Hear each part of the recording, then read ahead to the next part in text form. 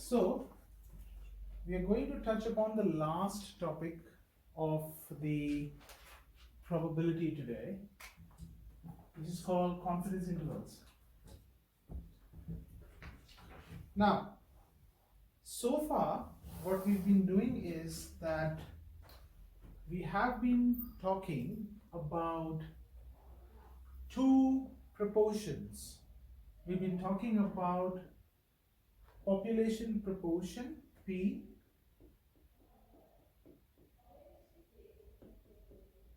and we're talking about the sample proportion, which is P hat. So this is the sample proportion.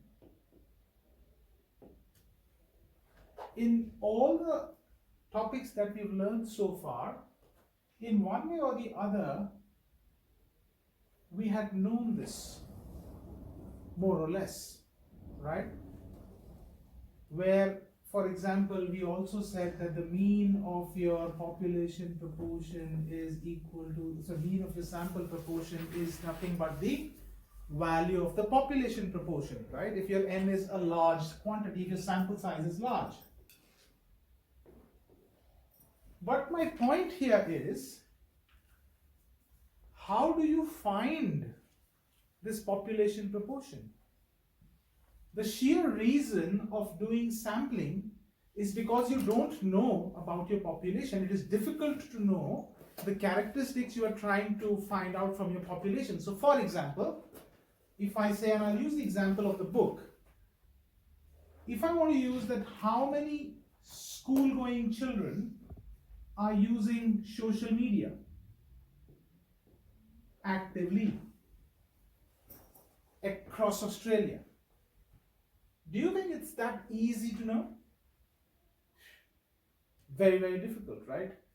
Unless you go and spend that amount of money where you can go and count and talk to each student of Australia and then come out with a population proportion that, all right, you had a chat with, let's say, of 500,000 students, and out of that you found that like 400,000 were using the social media. But then this is, I won't say not possible, but then this will take a lot of time and material, right? So which actually is not that easy to spend and easy to measure. So the point is, how do we find this population proportion? So that is why we use sampling. That is why we use sampling. So we say, okay, out of 100,000, out of 500,000 students that I have across Australia, I just pick up random 20 different schools across Australia. I pick one student each, right? And let's say I found that 14 of them use social media. So then I say, roughly looking at this sample, my sample proportion is 0.7. 70% are using social media in my sample, and hence I can extrapolate that, or I can infer that, all right, since it is not easy for me, or it's not possible for me to go to 500,000 students, I picked up random 20 and I found 70% are using social media. So obviously population proportion would be somewhere very similar, 0.7. So that's one way. Now, if I just infer that straight away from just one sample, I might be wrong. Let's say I pick up another 20. And now this time I found, all right, I just found only 10. Then what happens? My population proportion becomes 50% or 0.5. Significantly different from my first sample. So when I'm just using a single sample and its population and its sample proportion to be almost equivalent to the population proportion, I call that as point estimates, point estimation. Then I just picked up handful, just once. I found some number of the characteristic I'm trying to measure, and I'm just talking about the population based on my sample results. This seems to be incorrect, not the right way, because the moment you pick up the second sample, you get another results. You pick up third sample, you get another results, so on and so forth. Now you can, what you can do is, you can increase your sample size. You can increase your sample size n. This is n, right? Yeah. And then you might get a 0.6. You increase to, you take another one, let's say 2000, you get 0.67, and so on and so forth. So what's happening here is that I now get, if I keep doing that, let's say if I keep picking a sample of 200 for, let's say, 10 times, 200 times 10 times, I will get 10 different values of my sample proportion. So what I will now get is, I will see, all right, what's my lowest? I say, okay, 0.4 is my lowest. What is my highest? Let's say in this case, somewhere you would have got a 0.8, let's say. So I say, okay, that's my lowest, my lower bound, and my upper bound is 0.8. Then, rather than just doing the point estimation, and I say, okay, I just picked up one sample and I just talked about, and I just extrapolated that to be my population proportion, I did not do point estimation. I took range of samples of the same size and found different sample proportions, and then I found the range, the min and the max. And now I say that I found not just a number, I found an interval.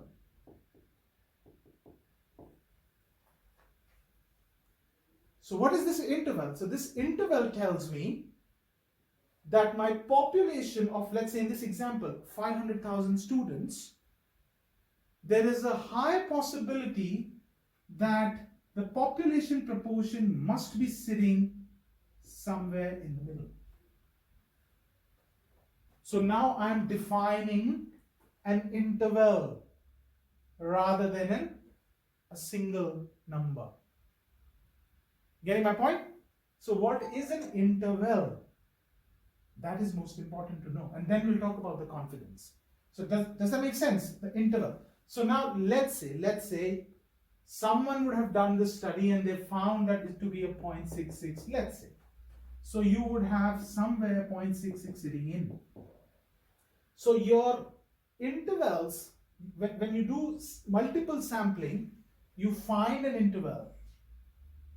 And you can confidently then say that I am confident that the population proportion for students in Australia using social media is between 0.4 to 0.8, which means from 40% to 80%, somewhere in between, the students are using social media. Getting my point? So this is nothing but the interval. Now let's talk about, any doubts here? Straightforward? Now let's talk about the word confidence here. Shall I take this off a bit more? Let's talk about confidence now.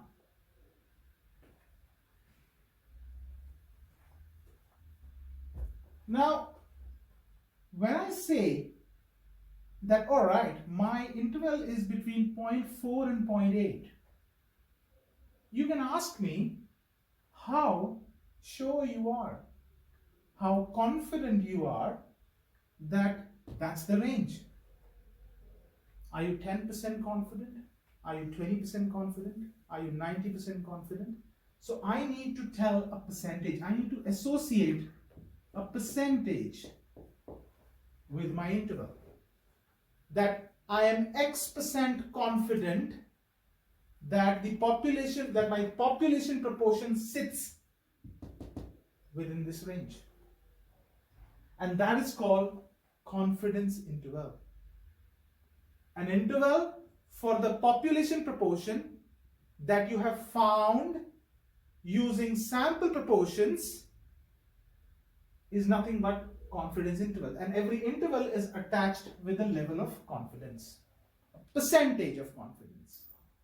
In the book, most of the time they talk about 95% confidence interval.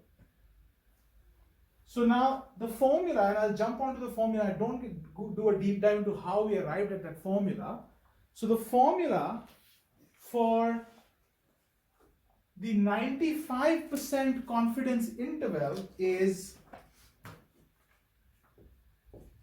so for the interval I need the lower bound and I need the upper bound. So the lower bound is P, so sample proportion minus 1.96 square root of P hat 1 minus P hat over N,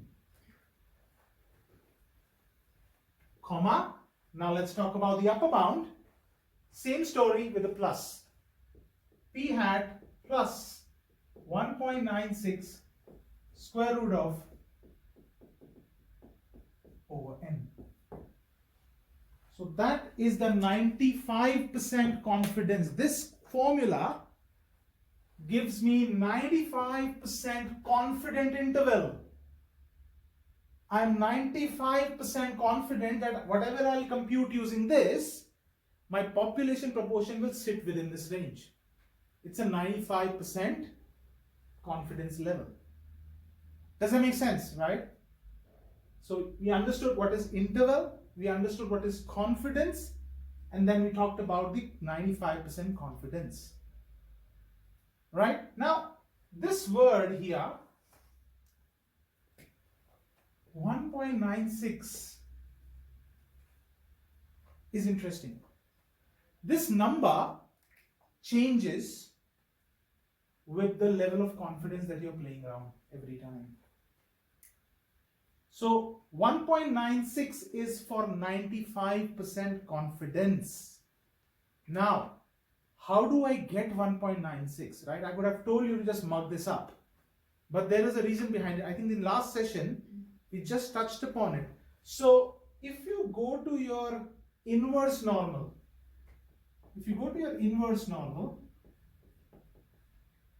open your CAS up, you've got your inverse normals. So in your inverse normal, let's say that's how it is. And I'm talking about the 95% confidence. So that means I'm talking about something like this, where this is the lower bound and that's the upper bound of the 95%. So that means that's the area under the graph for 95%. My population proportion will sit somewhere within. Now, if this is 95%, how much is this? 2.5% across? Yes? In decimals, how much would that be? 0.0025. Correct? I think 1 0 less.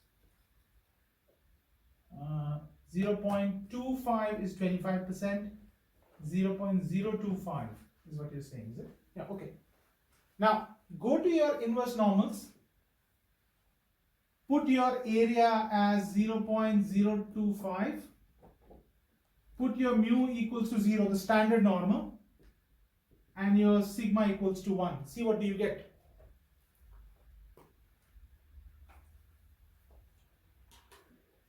What do you get, Chris? Negative 1.96.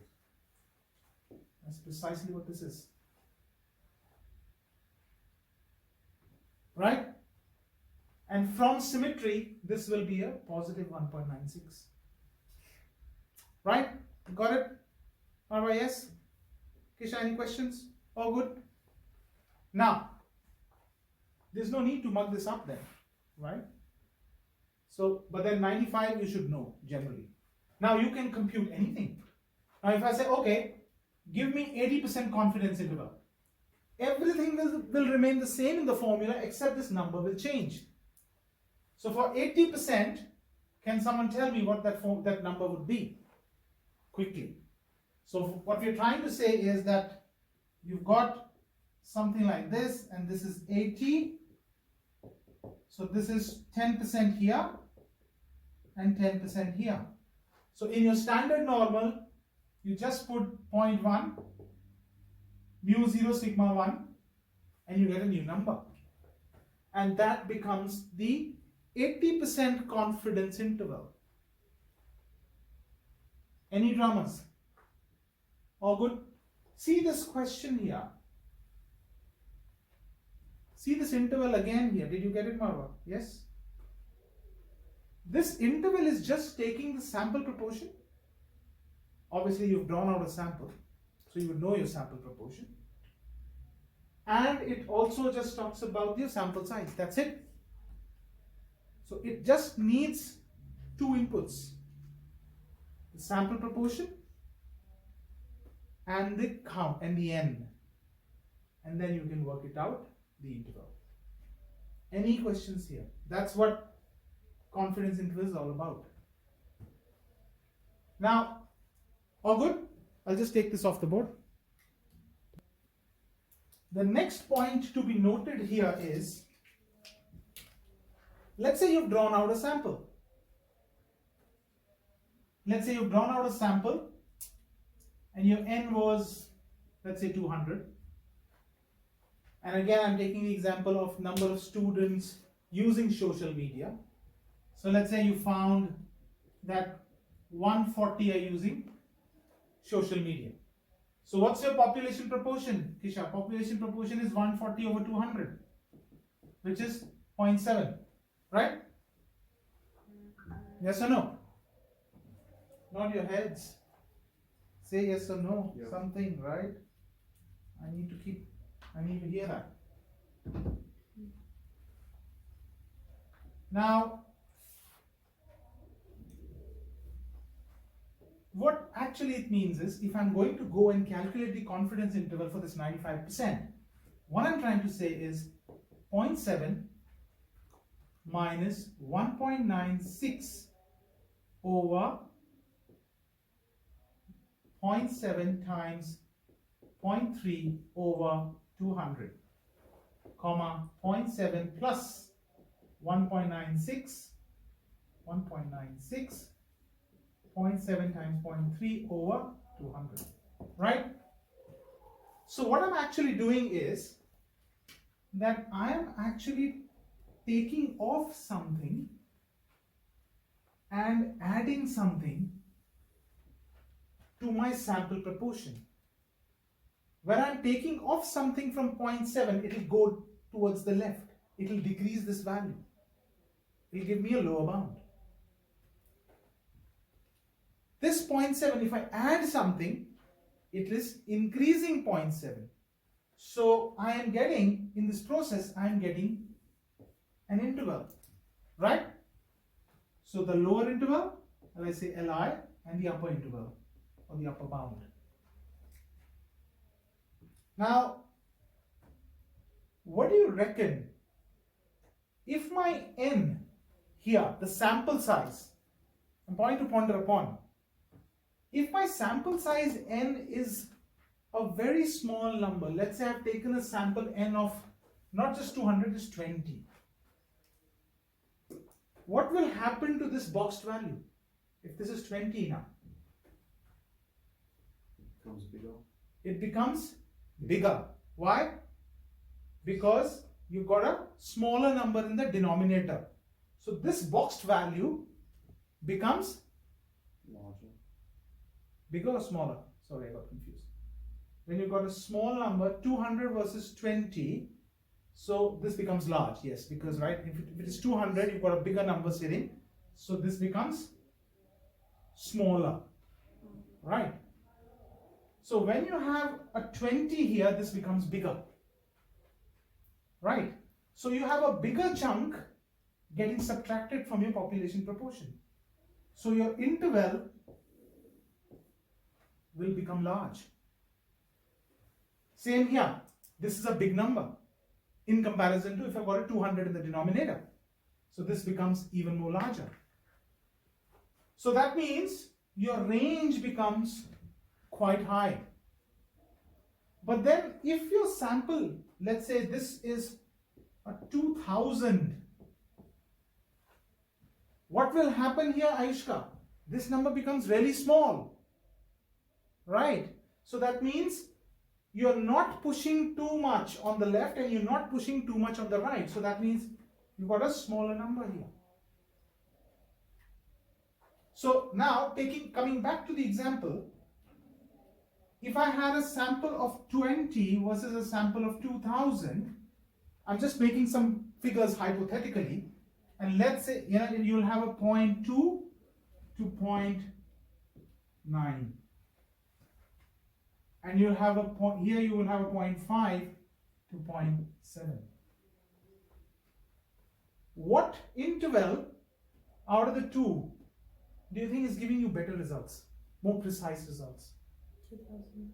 No. Yes, 2000, correct, this one. Because you've got a very shorter range, right? You've got more precise range to play with, right? Here you've got almost the universe, right? It's as good as saying from 0 to 100, right? Pretty much. Yeah. So, as your sample size increases, your confidence interval shrinks and you start to get better confidence. You start to get a better view of your population proportion. You're getting my point? So in connection, this value here, and let's say if I say, so this value here, which is 1.96 square root of p hat 1 minus p hat over n, this value actually decides how broad or how narrow your interval is. And I call this as margin of error. It's called the margin of error M. So this actually tells me how much precision I am putting in my interval. Does that make sense, guys? Yes? Yeah. Kisha, yes? Makes sense? More the sample, better the precision. All good? Now, this is 1.96, but that's 95. I just replace it by k. Your k could be a real number. Greater than, less than, any real number, right? So this k is decided based on what is the percentage of confidence that you're after. So for 80%, I think, Chris, you calculated a number, right? For 95%, this k is 1.96, and so on and so forth. So this is the margin of error, and more your sample size, better your this interval is more narrow, right? You get better results. Yeah. So is the k value like the z value? No. The stuff that you found using z, right? So the k value is in your graph the lower bound and the upper bound. These values, let's say C1 and C2. These values, the boundaries which decide the percentage. So if I'm saying 95%, so this is 95%. So that value where your 95% starts and that value where your 95% ends. Right? So if you find one, that will be a negative because you're going on the left of the mean, and the value which is on the right is a positive value because you're going on the right side of the mean. So these are the values on the x-axis. You getting my point? What is on the x-axis, Chris? What is on the x-axis? You made a point. You've got an f of x here, a probability density function. What do you have on x? What do you have on x? You've got the random variable x itself, right? Yeah, that's it. Any dramas in this one? This is a very straightforward stuff, not to be confused too much, right? That is what confidence intervals are all about, right? One more important point is you can find this using CAS as well. So in your CAS TI, if you go to menu on your Scratchpad, if you go to menu, statistics, confidence interval, and there's an option called 1 prop Z interval. So you'll have something like, you've got three things there. So you've got the success, which is the X. Then you've got your N, the sample size, and you've got a C level. C level tells you what level of confidence you're after, 95, 80, 85, whatever, right? So if you enter that, you straight away get the confidence interval. You can try that if you want. We'll do a question and that'll make more sense, right? All good? Cool. So that finishes the confidence intervals at a concept level, right?